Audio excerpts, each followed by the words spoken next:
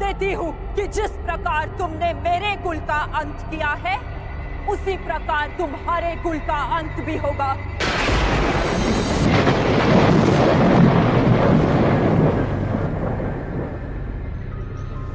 साल था 1983।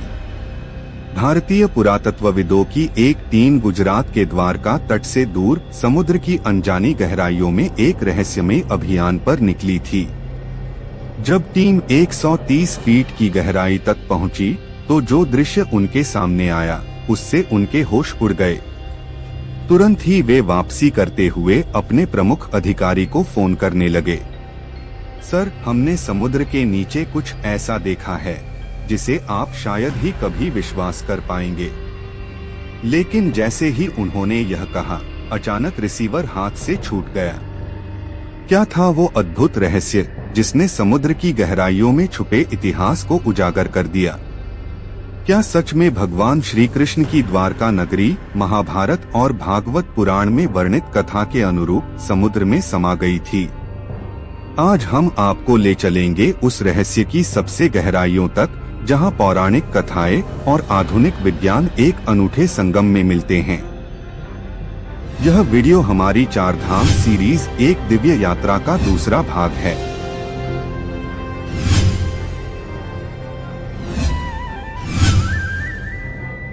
पिछले भाग में हमने बद्रीनाथ धाम के रहस्य की खोज की थी, जिसने इतिहास और धर्म के बीच की धुंधली रेखाओं को उजागर किया था।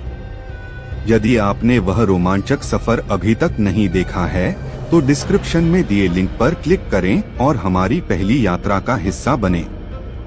तो तैयार हो जाइए एक ऐसे अद्भुत और रहस्यमय सफर के लिए, जहां हर मोड़ पर इतिहास अपने अनकहे किस्से सुनाता है। नमस्कार दोस्तों, आप देख रहे हैं भारत का निचोड़।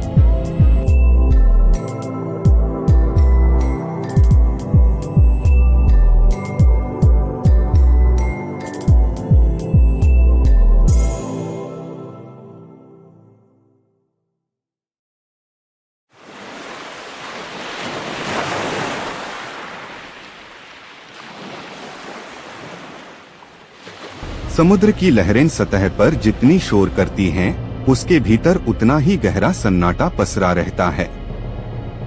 लेकिन इसी सन्नाटे में इतिहास के कुछ अनछुए पन्ने छिपे हुए हैं। जब भारतीय पुरातत्वविदों ने गुजरात के समुद्री तट के पास गोताखोरी की, तो समुद्र के अंदर एक संपूर्ण बसीबसाई नगरी के प्रमाण मिले। भव्य इमारतों के खंडे हैं, ऊंची ऊंची दीवारें और विशाल दरवाजे, चौड़ी सड़कों और जलाशयों के अवशेष, प्राचीन मूर्तियां और शिलालेख। लेकिन दोस्तों, यह नगरी समुद्र में कैसे पहुंची? क्या यह वही द्वारका थी जिसका उल्लेख महाभारत और भागवत पुराण में हुआ है?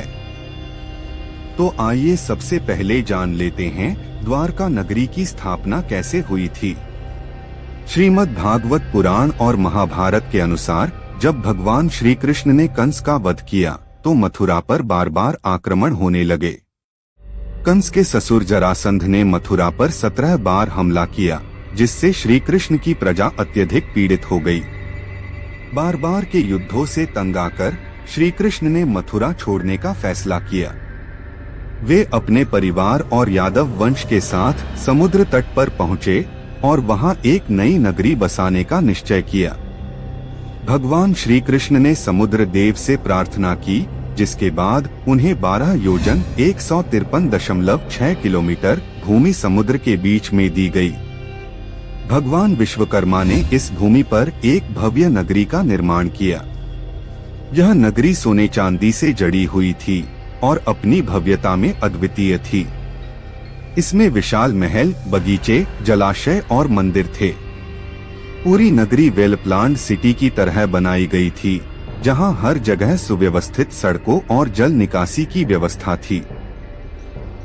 लेकिन दोस्तों, सवाल यहाँ पर यह है कि आखिर द्वारका नगरी समुद्र में समाई कैसे? इसके पीछे क्या कारण था? आइए दोस्तों, इन कारणों को जानते हैं। द्वारका का पतन एक श्राप था जो सत्य हुआ। लेकिन कहते हैं कि हर उन्नति के बाद पतन आता है। महाभारत युद्ध के बाद माता गांधारी ने श्री कृष्ण को श्राप दिया कि जैसे उनके पुत्रों का विनाश हुआ वैसे ही यादव वंश भी नष्ट हो जाएगा। श्राप देती हूँ कि जिस प्रकार तुमने मेरे कुल का अंत किया है उसी प्रकार तुम्हारे कुल का अंत भी होगा। 36 साल बाद गांधारी का श्राप सत्य हुआ। यादव आपसी लड़ाइयों में उलझकर एक दूसरे का वध करने लगे। अंततः बलराम जी ने समाधि ले ली और श्री कृष्ण जंगल की ओर चले गए।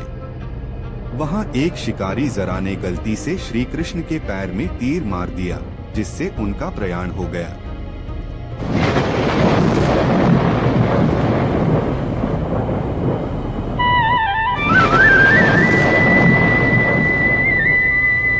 यादव वंश समाप्त हुआ और कुछ समय बाद समुद्र ने पूरी द्वारका नगरी को निगल लिया।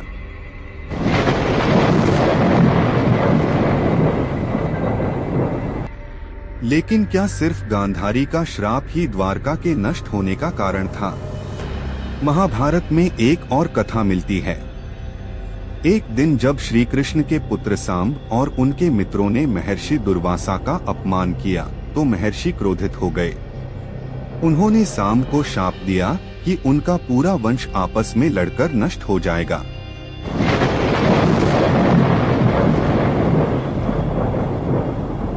इस श्राप के कारण ही यादवों के बीच आपसी कलह बढ़ी और अंततः यादव वंश का सर्वनाश हो गया।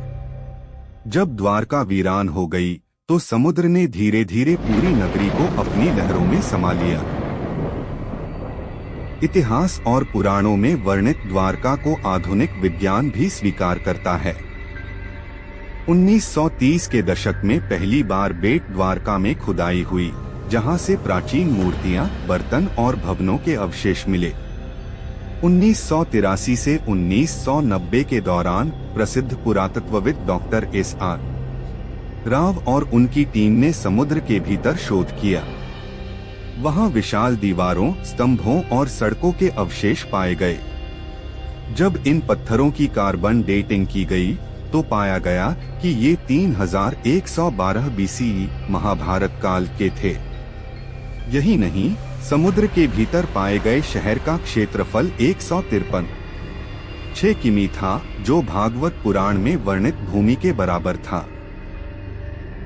तो दोस्तों, यह थी श्री कृष्ण की द्वारका, एक नगरी जो समुद्र के भीतर हजारों वर्षों तक छिपी रही लेकिन आज भी अपनी भव्यता की गवाही दे रही है।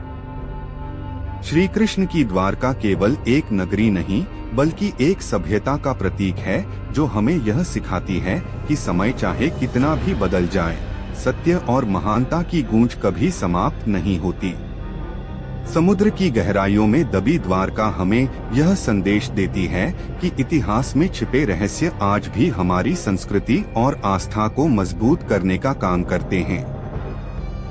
दोस्तों, यहाँ सवाल यह आता है, क्या द्वारका का समुद्र में विलीन हो जाना केवल एक प्राकृतिक घटना थी या इसके पीछे कोई आध्यात्मिक संकेत भी छिपा हो सकता है? अगर द्वारका जैसी प्राचीन नगरियां समुद्र में समा सकती हैं, तो क्या आज की आधुनिक सभ्यता भी भविष्य में किसी रहस्य का हिस्सा बन सकती है? आपके विचार हमें कमेंट में जरूर बताएं। यह वीडियो हमारी 4 धाम सीरीज एक दिव्य यात्रा की शुरुआत का हिस्सा है, जिसमें हम भारत के 4 पवित्र धामों की अद्भुत कहानियां आपके सामने ला रहे हैं। अगली वीडियो में हम आपको लेकर चलेंगे जगन्नाथपुरी, जहां भगवान जगन्नाथ की रहस्यमय रथ यात्रा, विशाल मंदिर और अद्भुत परंपराओं की अनसुनी कहानियां जानेंगे। अगर आपको यह वीडियो पसंद आया हो तो जुड़े रहें भारत के निचोड़ के साथ और हमारी 4 धाम यात्रा में शामिल होने के लिए चैनल को सब्सक्राइब जरूर करें, लाइक करें, शेयर करें और कमेंट में अपने विचार जरूर बताएं। धन्यवाद।